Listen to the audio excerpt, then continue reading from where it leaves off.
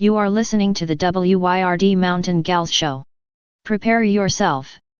Now it's in progress, son of a. You ass Zoom. Jeez.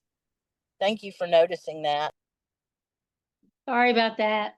No, I obviously should have noticed that. What a. Oh well, most of the stuff that we said, for anyone who might be listening to this, it was top secret. We gave away the Colonel's recipe. We gave away top secrets from other chefs, and we talked about esoteric poetry from the 13th century. And that was all. So now we can continue with the other stuff, can't we? That people should not know. Mm-hmm. Yeah. Yeah. So, y'all, we just recorded almost an entire episode without recording it. We spoke it, though. We had good intentions for y'all to hear all the valuable knowledge that we had, and now it's all used up for me anyway.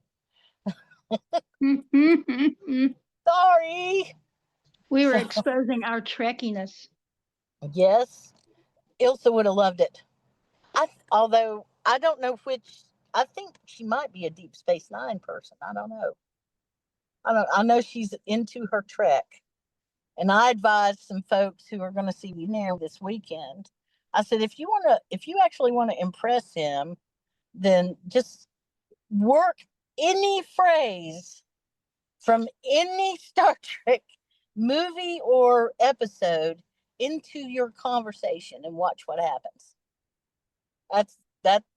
I'm telling you, I've never seen anybody as good at it. Maybe Ilsa is very close. She's very good at Trek stuff. So, you know what I'm going to do maybe later tonight, but for sure by tomorrow is What?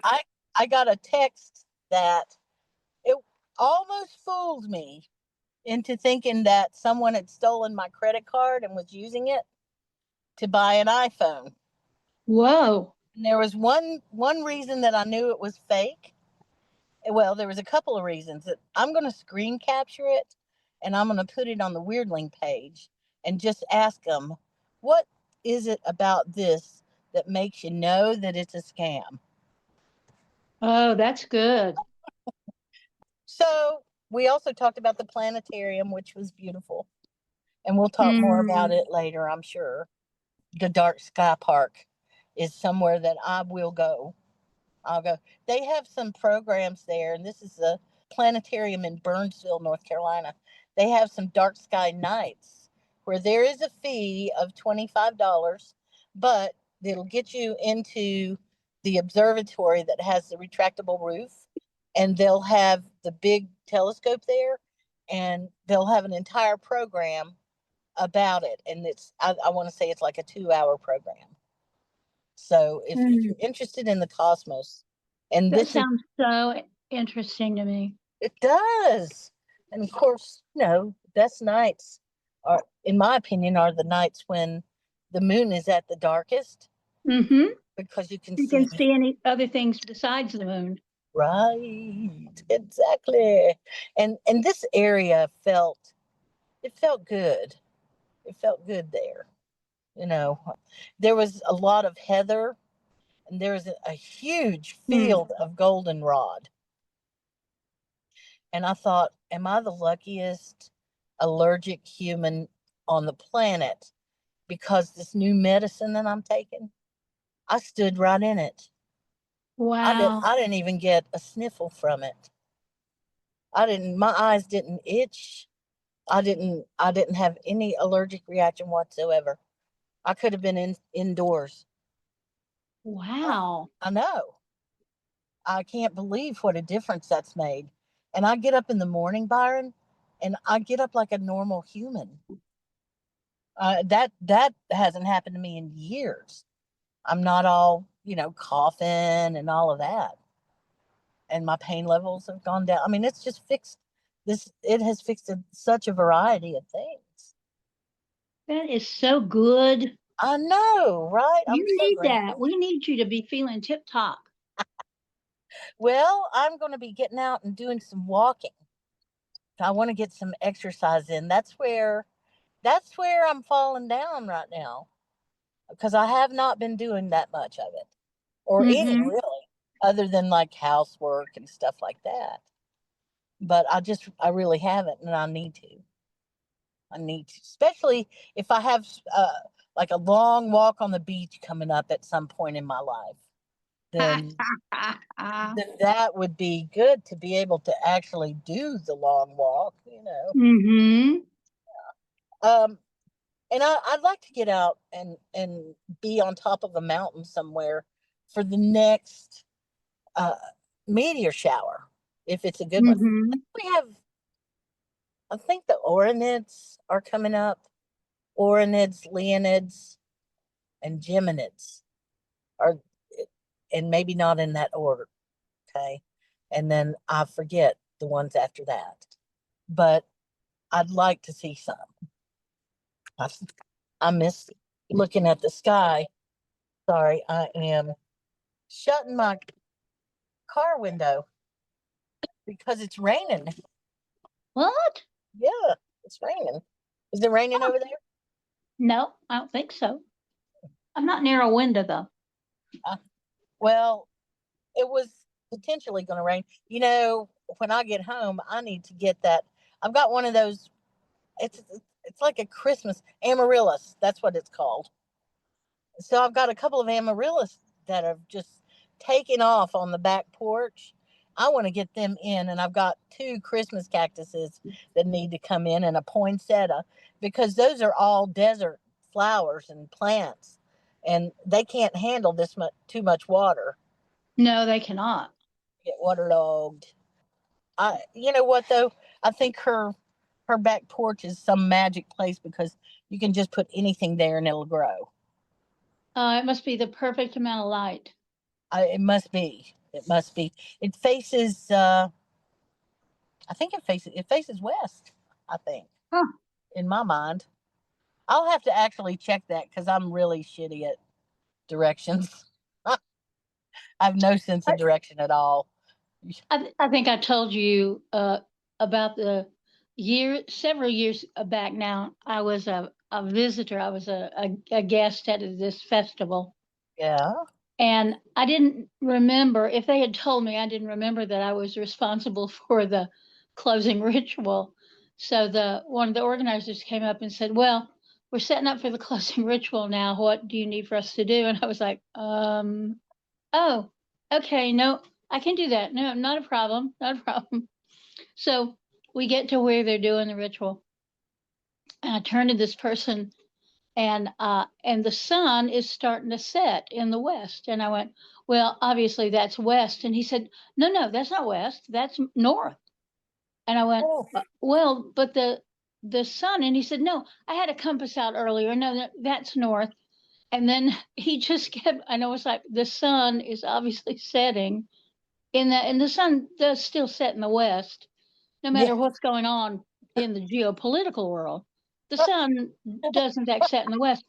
And so I was like, okay, whatever, dude. It's fine with me. I can fake it. It's not a problem. And he came back to me like, I don't know, 5, 10 minutes later, and he said, "This just shows you what kind of stress I've been under getting this festival together. That I stood there with you as we watched the sun go down and swore to you that was the north." And I was like, "Yeah, I get it. I totally get it." It was hilarious. Well, that's me, and I'm glad I'm not the only one out there. And it's a good No, thing. I'm no, you glad that definitely are not. compasses exist and common sense. Compasses and common sense. That could be the name of the episode. Compasses and common sense. Yeah. I value both those things. It's nice to have a compass Yes. if you are not familiar with where you are, and there's cloud cover, because I can pretty much, if it's before noon and or afternoon, I can pretty much tell you where the directions are, but not if I can't see where the sun is. Right. Exactly. So Exactamundo. yeah, that's good. It's good to have. I've got a little tiny compass that belonged to my friend Jill that sometimes I trot out, but I don't. I don't. It's heavy, so I don't carry it with me all the time. You're like me. everybody's phone has a compass now that's built into it. And I'm aware of it because I had to, learn about it and stuff to teach it. But I don't use it. I don't know why. I never use it. Well, But you're saying that, so I guess my phone does have a compass, but I've never used it. yeah, that's the thing. I just it never occurs to me. It's not that I don't trust it. It works just fine. Huh. But I just always forget it. I forget that it exists. Well, and compasses are so kind of cool and old fashioned. Yes, they are. I love a good compass. I Me really do. too. Me I've got too. one of those knives that has a compass in the stock, like Uh-huh. the old toy rifles used to come with the compass in the stock. Yep. Um, this is one of those, and it's got one of those hollow handles that you can put stuff in. So Uh, if you're in the Scouts, you're supposed to put some forever matches in there and some twine and some fishing line, and I forget the other thing that you put in there. Maybe a couple chlorine tablets, something along Maybe. those lines. And Funny. yeah, oh yeah, that would be wow. I'm sorry. Can you hear this? These Mm-mm. are What? airplanes that are Oh. coming really low here. Huh, Huh. it is interesting.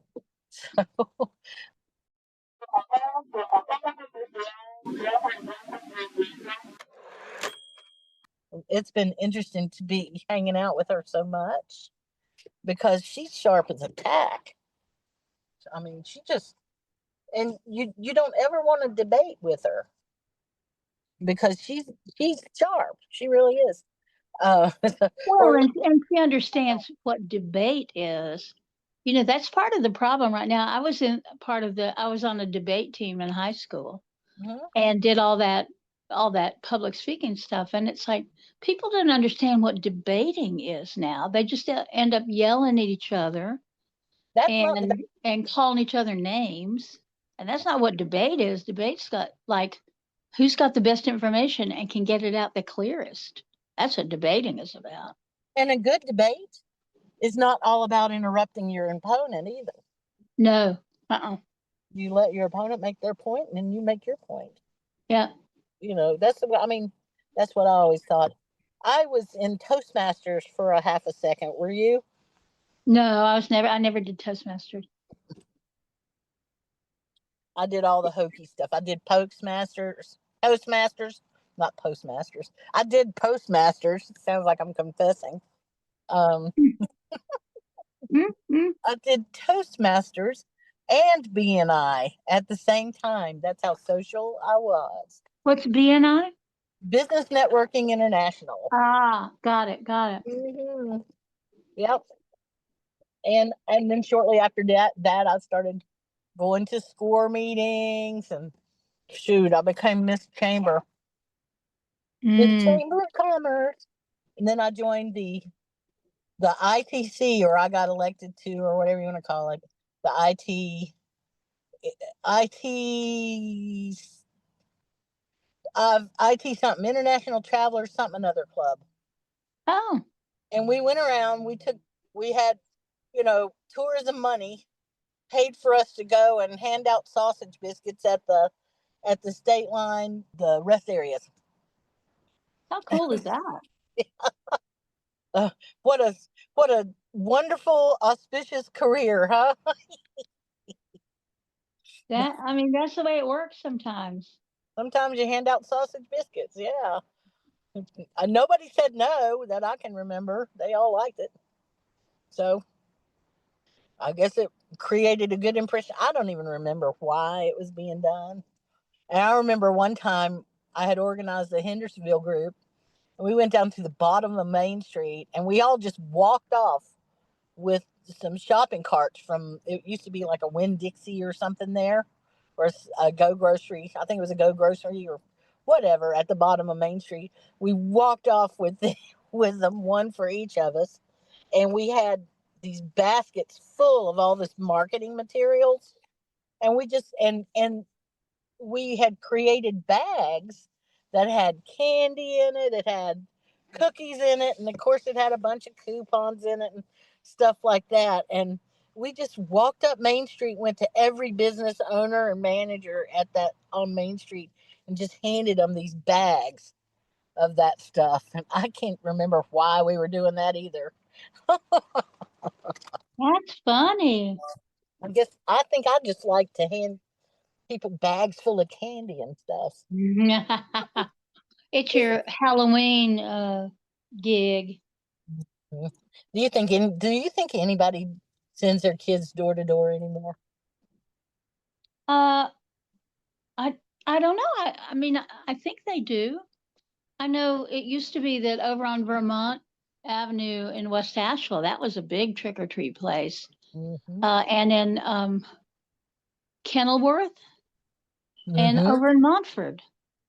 But I, I don't know. I haven't taken anybody trick or treating in about 22 years. So I don't know. do they come to your door? No. No. Well, we used to do a Halloween potluck thing up in the field beside the community garden. Yeah. People dressed up in costume and brought finger food, stuff like that. And then when it was getting long towards sundown, people with little young'uns would go walk we members of the community created a spooky trail that they could walk along. And Oh, I think one time they came along the spooky trail and then came down to where we are, and we were here. But mostly, we go visit friends on yeah. October the 31st because we don't normally have anybody come here. And for me, it's really a holy time. So I don't necessarily do all that Halloweeny sort of stuff because I'm getting ready for the Samhain stuff. Yeah. You don't court the extra work is what it is. Well, it's true. I mean, I could be here just carving turnips into jack-o'-lanterns, which is normally what I do that time of year. Because we always do our ancestor vigil uh, about a week before Samhain, so we get that done and get people kind of in the mood, in the place where they need to be. Yeah. Yeah. And this year is going to be a weird one. Well, it is, and I don't know if it's going to be any weirder than last year. Last year was pretty damn weird. But I mean, so much about I the don't tail remember end it. of 2024 was weird. I really don't remember much about it. That's the truth. It's funny, we call it the yellow notebook at the temple that we've been keeping a journal for the whole of the year that started, I think, on either the September the 30th or the 1st of October. We started keeping a record of what we were doing, what was coming in, what was going out, all of that. And I've been looking back at it and going, oh, gosh, we did do that, didn't we? Oh.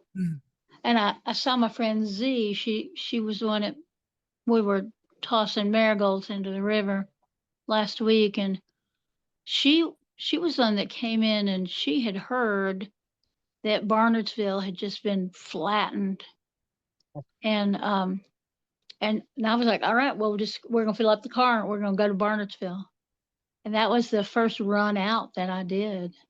Wow. Yeah, and that was really early on, early October. Well, WLOS, who I bitch about every week, they have not stopped with the Helene coverage. They are still doing it. Even today, they had at least two stories about it. And I've decided that what they need to do is open up their own news channel that is all Helene all the time. And then if you want to learn about Helene, you can go there. But if it just re-traumatizes you over and over again, you don't have to go to that channel. And what they really want is an Emmy. Right, That's what right. they want. But honestly, their coverage was not that great when it was going on. No. We all relied more on radio coverage Radio. than we did TV. That poor fella on Patton Avenue there, who I forget his name, I know he's diabetic. I remember hearing about that, and he had a dog.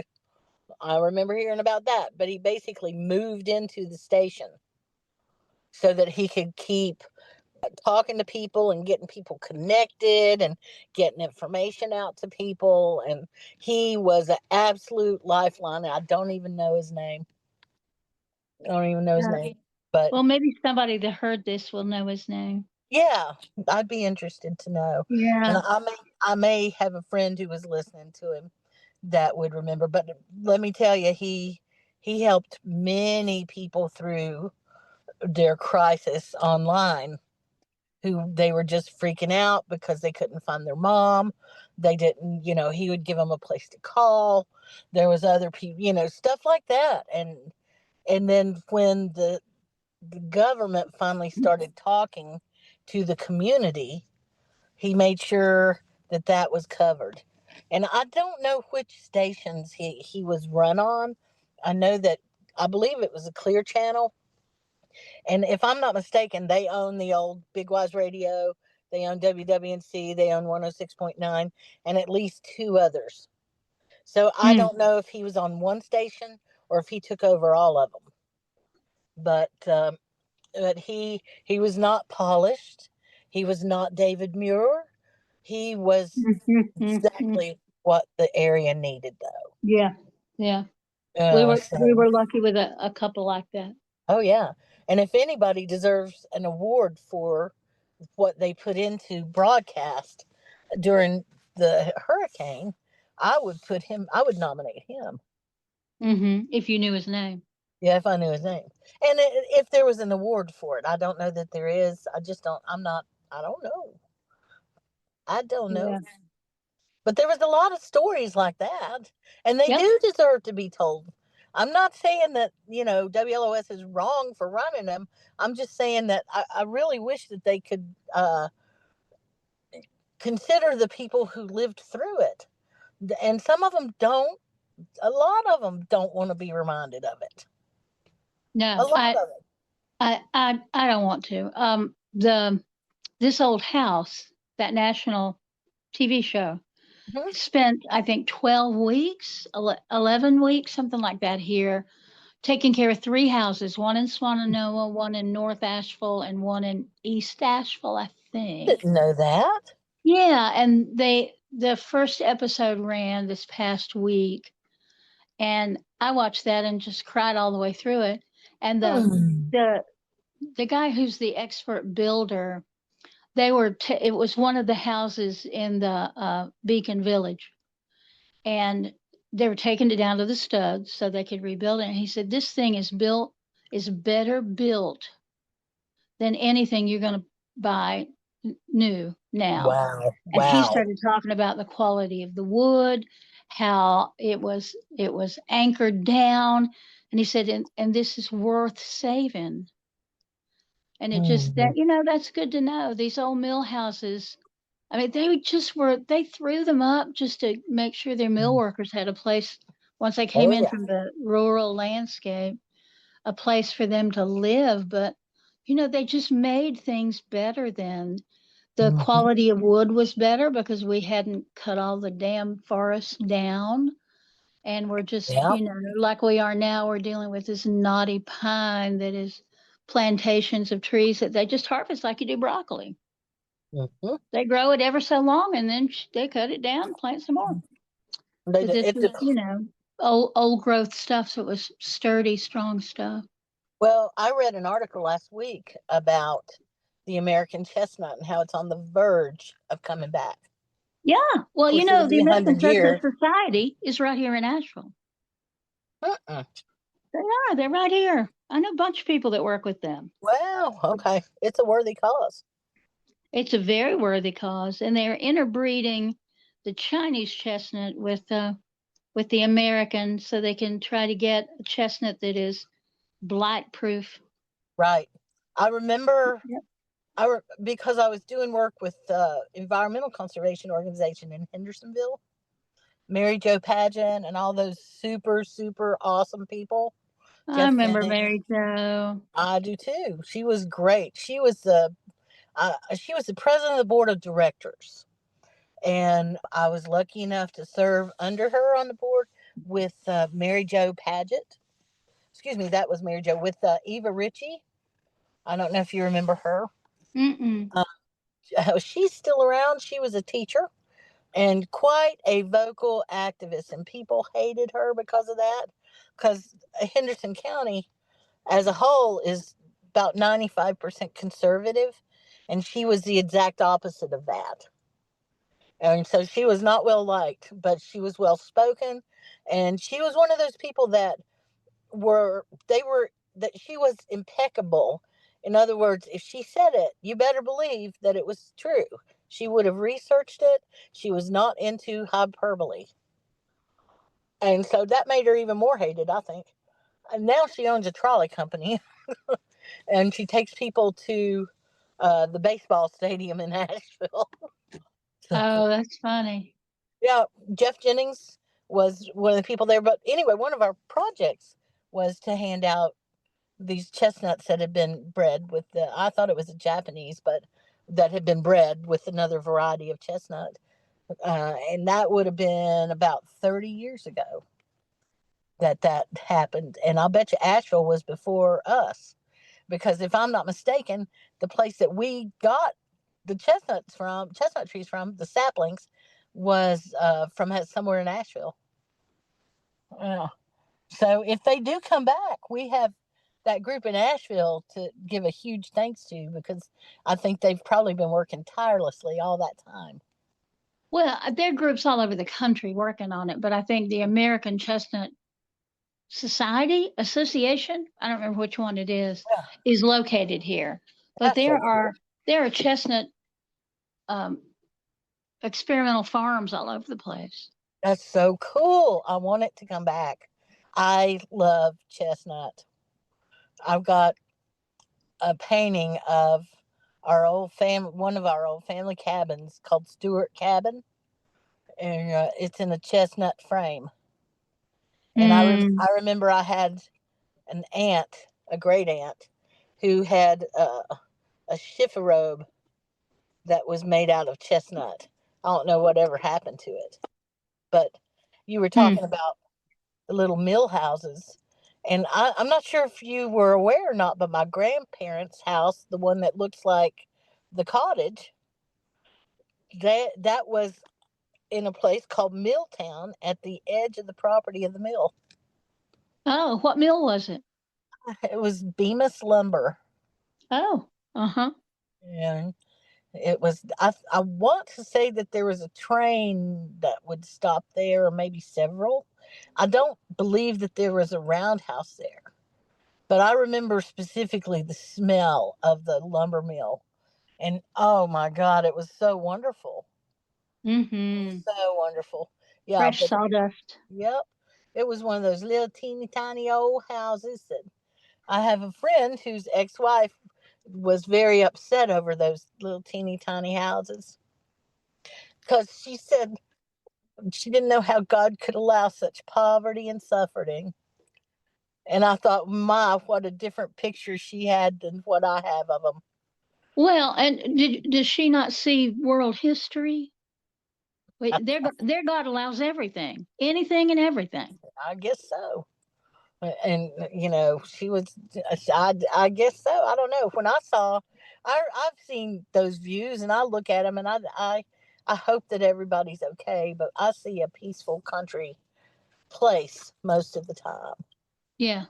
These coves and hollers, they're poor, but I would rather live there than in a gated community, wouldn't you? Oh, any day, And any day.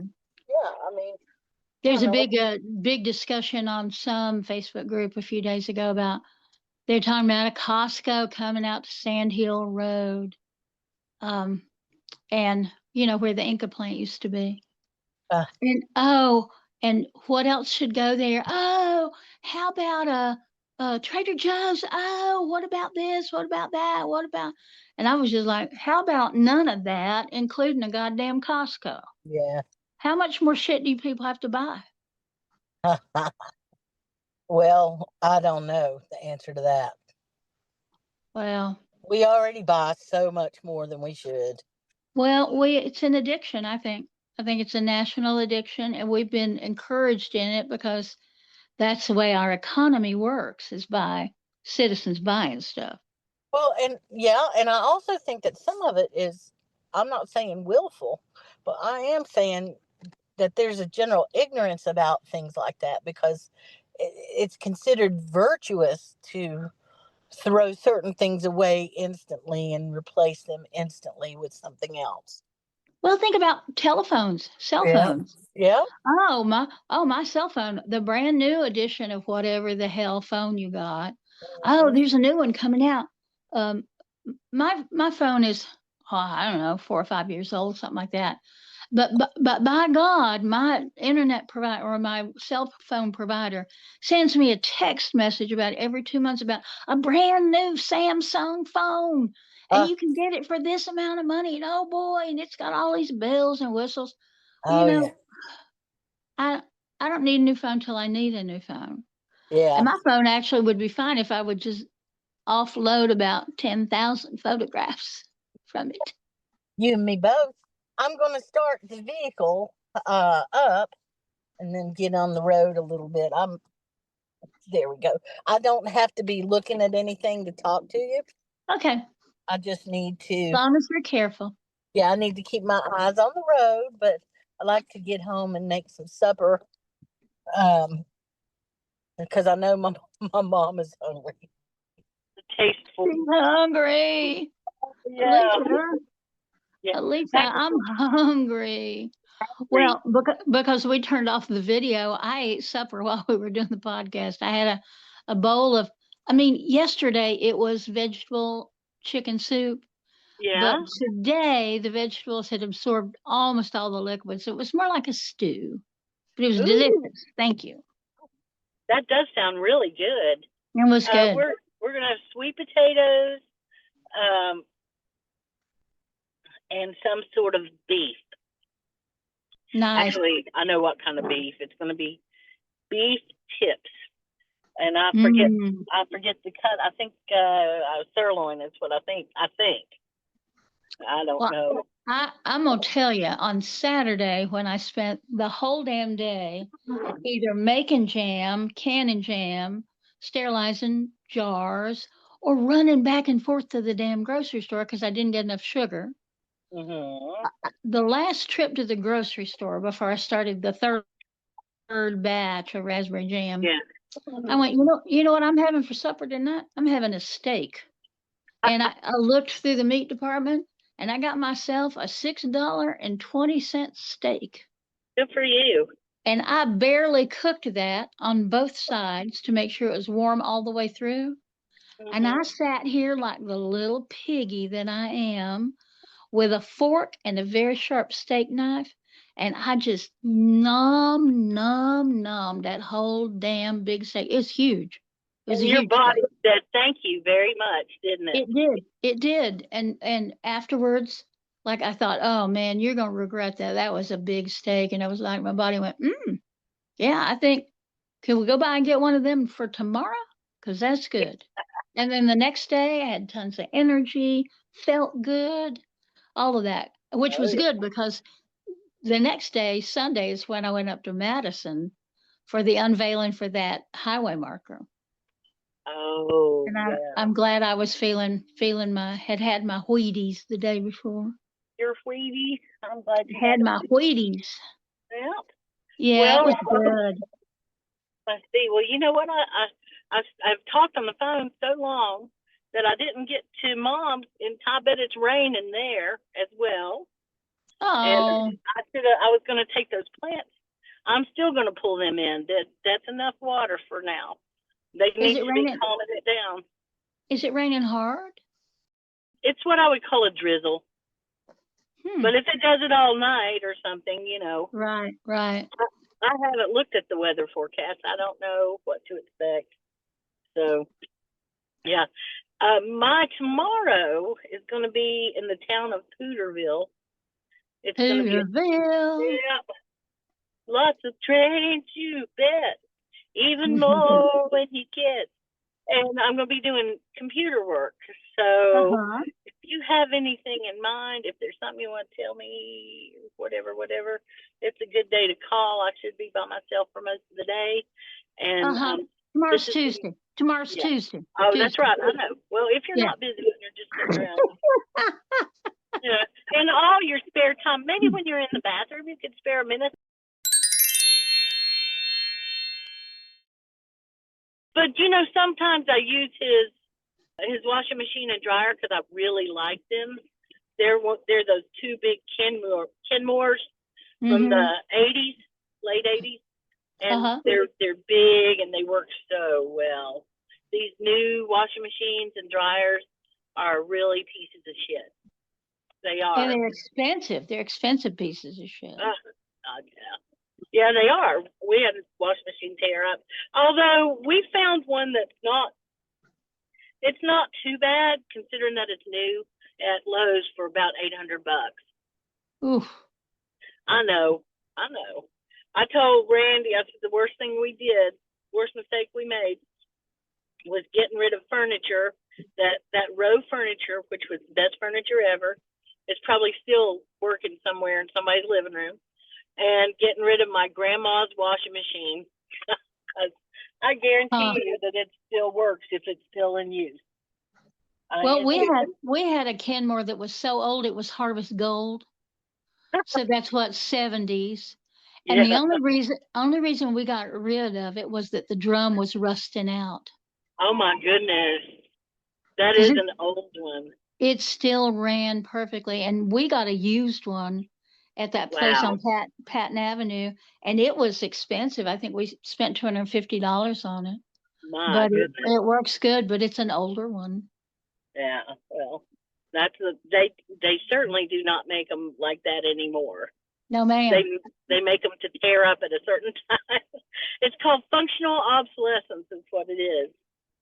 That's exactly what it is. It's anyway. awful. Yeah. Hey, how's John doing? What? How is John doing? Oh, bless his heart. He sent me a present today. He said, all right, it's not a big deal. He told me a few days ago, not a big deal, but it's something I always get from me and Mom this time of year. And so I got you one too. And it's Werther's Original Harvest Caramel Apple Soft Caramels. Oh. A bag of them. Half a pound of them. And I got it today. I love talking to him. We talked briefly, I think, right after he got home from the hospital this time. And, it's always a delight. Well, and it may be time for us to figure out a Zoom with the Wyrdlings. I know it didn't work last time, but maybe what we need to do is to give them way more advanced notice. Yeah. Like 10 days or something like that. Yeah, absolutely. Why don't will you put something about it? You can basically make it for any evening that you want to, if you think evenings are better. I think it's probably easier for them. Evening is better for them. Oh, well, that's what we need to do then. Just put it down there, and I will make sure to be around for it. It's probably better if it's not on a Saturday night. Right. Weekends I know are bad for you. Well, Saturday night. Other than that, I'm pretty much okay.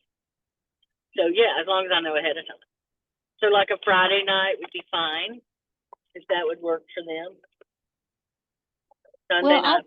I think what I'll just do is say, how about a Zoom? How about having supper on Zoom one night? What would work for people? We'll find out what would work for them. Yeah. Okay. I'll do that when I get off with you, ma'am. Well, I'll let you go then. My buddy Kevin, who you know yes. from a long time ago, Kevin just texted in. He beeped in while we were talking, and he rarely calls. So, yeah. Well, so tell him I said hey. I will. And, he's a very talented person. And we'll probably try and have some music around him. Oh, that'd be great. I'll make sure you get an invite. Thanks. Because it's October, so you know what I'll be doing. I know. Lousy. All right.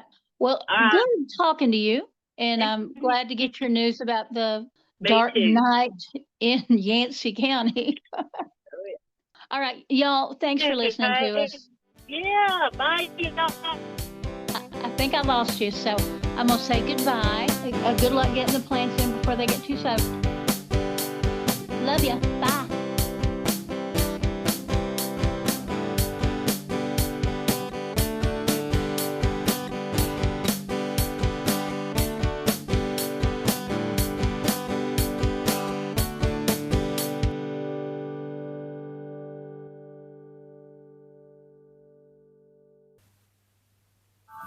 WYRD Radio.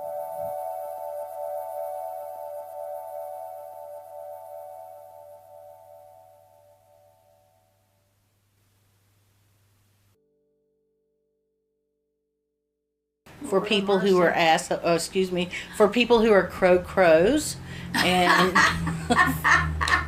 and Crow holes. That's right. Crow holes, yeah. Don't be a crow hole. That's right. That would make that donut they call the cronuts. Have you heard of it?